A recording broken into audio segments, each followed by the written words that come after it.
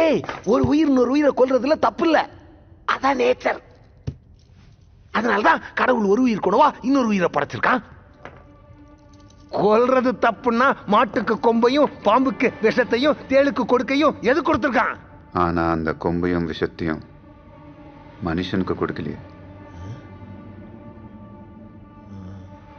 மூளை, மனுஷனுக்கு மூளை. அது என்ன? வலியவன் வாழ்வான்.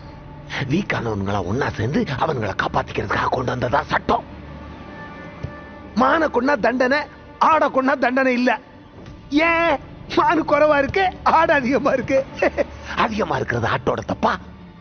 இந்த உலகத்துல ஆடை விட அதிகமா மனுஷங்க இருக்கானுங்க. அவனுங்களை கொண்டா என்ன தப்பு? லட்ச வருஷத்துக்கு முன்னாடி ஒருத்தனை கொண்டு அவன் பொண்டாட்டிய தூக்கிட்டு ஓடினதுன்னா மிச்சம் எல்லாருக்கும் குகைக்குள்ள வாழணும்னு தோணுச்சு.